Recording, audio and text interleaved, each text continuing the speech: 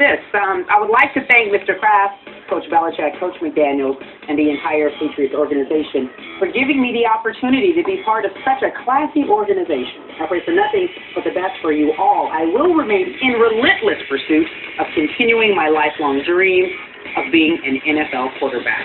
Now, you both said on Friday you thought that he would make the team, obviously for different reasons. Skip, I'll start with you first. Were you surprised when they let him go? I was stunned, and Stephen A., I was dead wrong about him making this football team. I thought Bill Belichick would keep Tim Tebow for his intangible presence and his playmaking, and because I watched every snap that Ryan Mallett took in the preseason, and I didn't think he was a whole lot better than Tim Tebow was, and Tim often stunk it up when he was in the pro-style offense. So I was wrong about that. I was also skeptical going into the preseason that Tebow would have any chance to make this team because I couldn't see where he would fit until the first preseason game. And as I told you, they unveiled their Tebow package. They came out in a spread option offense just like Denver with LeGarrette Blount as his Willis McGahee. And boom, boom, boom, they went for the touchdown to start the second half. And I thought Tim looked like Tim was in Denver. I thought he looked pretty good. Second preseason game, fourth preseason game, they stuck him in the Brady conventional drop-back offense, the pocket passing offense, and I thought he was mostly awful, and I agree with you. It looked like he had actually regressed until the very end of the fourth preseason game when he did lead them on a comeback against what was left of the New York Giants. Might have been the fourth string by that point. So, in the end, Bill Belichick has always been a two-quarterback coach and two only. Is there an outside shot Belichick would bring Tebow back if necessary because he has been known to do said things with players that he has cut? Maybe, but it's a long shot. And so now we're left with, would anybody else claim him? I sincerely doubt it because once Bill Belichick cuts you, I think you stay cut. So I think this just could be it for Tim Tebow in the NFL. Wow. Okay. Well, first of all, let's be clear about something. Tim Tebow got exactly what he deserved. You go 11 for 30 in the preseason for 145 yards. You complete just 36.7% of your passes. Out of 115 individuals who threw passes, he ranked 112th. This dude did not deserve to make this team. But let's get specific as to why that is. The time has arrived for us to stop putting qualifiers out there, and I'm not saying you're guilty of this, because you've been dogmatic about your position about him as a football player, and I can respect that. But in all seriousness, the time for qualifiers have come to an end. This happened because of Tim Tebow, not just because of his aptitude as a passer. It's because of his insistence that I'm interested in being nothing but a passer. I want to play quarterback for the NFL. Now, most other individuals could have aspirations to play the quarterback position, but sit there and say, I'm willing to be on any team. I'm willing to do whatever it takes to help the team win, and sort of finagle their way into that position. You know I want to play quarterback. You know I want to do this. I'd ask that you continue to work with me so you help me improve so I can ultimately be that quarterback that there's no doubt that I can contribute on this level. But no, that's not Tim Tebow.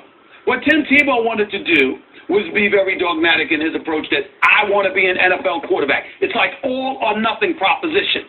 Well, the NFL doesn't have to capitulate to that. They did 2 years ago, not when he produced 7-4 record, won a playoff game against the Pittsburgh Steelers. I'm not talking about that. I'm talking about what led to him getting the opportunity. Yeah, other individuals like the Brady Quinns of the world and others clearly didn't show up and produce, and that set the stage for Tim Tebow to ultimately get that opportunity. But Skip Bayless, I never paid attention to a fourth stringer in my life until Skip Bayless came in front of my face and said to me, Tim Tebow's a fourth stringer. And then somehow, some way, he's going to elevate himself. Clearly, that was a popularity contest that worked in his favor because you had a bunch of people on the right, not you, because, again, your thing was football, but there were people that had aspirations for Tim Tebow to be in that position, okay, that was for non-football reasons, and they just built momentum that ultimately forced the Denver Broncos' hands. He made the most of his opportunity. Despite the fact that I think he still is his non-throwing self, he still went 7-4.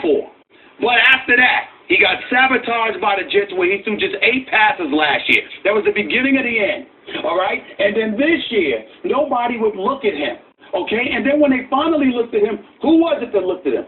Tom Brady, Bill Belichick, and the New England Patriots. Clearly, he wasn't going to be a starter.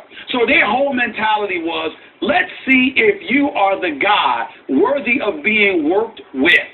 Okay, so what do? They bring him in. Then not only does Bill Belichick bring him in, the offensive coordinator for Bill Belichick, who drafted Tim Tebow in the first round with the 25th overall pick while he was the head coach of the Denver Broncos and Josh McDaniels, what do? You've got the coach there who's a legend. You've got a quarterback who's a future Hall of Famer and widely considered one of the top two, if not the best in the game, by everybody but me, because I think Aaron Rodgers is that dude. And then you have Josh McDaniels, who's the guy that drafted you, wants you to succeed. Okay, and he's the offensive coordinator, and you still fail. In the end, enough of he's a nice guy, he's a wonderful person, we all know this. We all know it. In the end, can you throw the football? Tim Tebow has the it factor. Tim Tebow was born to play the game of football. Wasn't good enough for him. I want to be a quarterback. Well, guess what? You want to be a quarterback, and you weren't good enough. And as I forgot who it was that was quoted as saying this, I think it was the quarterback guru. We interviewed him on the show one time. No, it was a different one. Different one, not the one from California. Not Tom Howell. Got you, right, okay? Clarkson says he needs to go to the CFL. Well, who said that months ago? That would be me.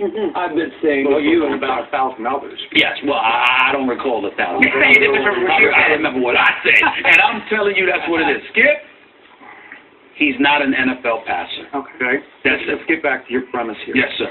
That he should have given in from the start and agreed to play tight end or H-back or punt protector or whatever else. Just say I want to be on the team. Okay. I don't think he's talented enough to play tight end. I don't think he's fast enough to play running back. I'm sorry, I'm not buying any of that. Okay. He wanted to play quarterback because he's one of the better passers who ever played college football. And he did win a Heisman Trophy, and he did take over the second half of the national championship game against my Oklahoma Sooners. Okay. So he had pedigree in college football. And we even had our Lou Holtz, for whom I have a lot of respect, say he would think about taking him with the first overall pick. I didn't go nearly that far. I said, all I know is this kid will never make a Pro Bowl, but he can win games in the National Football League as a starting quarterback because of all this package of the greatest package of intangibles I've ever seen. But you have to put him in the spread option. You have to let him run with a little bit and have the threat of the run versus the pass. It's the only way he can survive. He can win games that way. Sure. So he got an opportunity late in his rookie year. By the way, he went in the bottom of the first round where I said I would take him. 25th overall pick, and against Houston at home, this is late in his rookie year, he threw for 320 yards in an NFL game and brought them back miraculously to a second half 24-23 comeback. So then, as you say, they fall to 1-4, and maybe it was the right wing, I don't know how you want to just, whatever it was in Denver, there's an outcry, give Tebow a chance, mainly because they were pathetic with Kyle Orton, their quarterback, or if you want to throw Brady Quinn in there. So he gets his chance, and he did exactly what I said he would do. He won games. So he won them unconventionally, although he threw the heck out of it against Tom Brady and Bill Belichick in that game at Denver. And you know what happened in the playoff game? Again, did he win games? That's all I'm saying. Yeah. But see, and you and I are diametrically opposed in that regard. See, to me, you can show up in the fourth quarter. You can show up in the last 5 minutes of the fourth quarter, and you can do what Tim Tebow has done.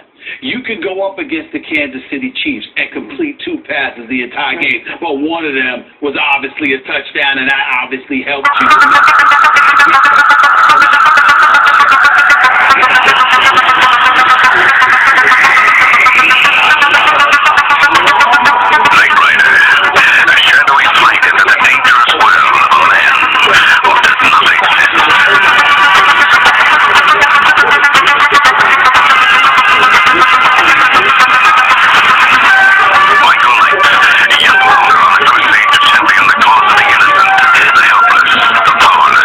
In the words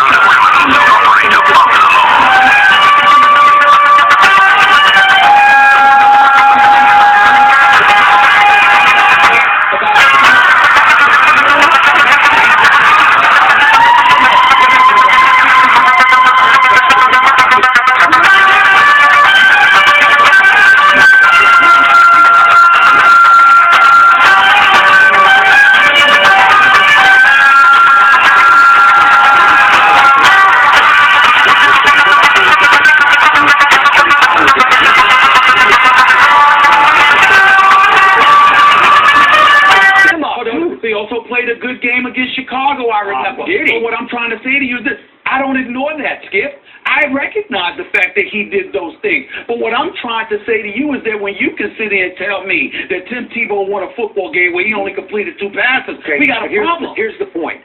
Did Tim Tebow win games in the National Football League? Sure. Yes, he did. Sure. So if he'd never won a game in the NFL, I just back off and say, you got me on this one. He just couldn't cut it in the NFL. He did cut it in the NFL.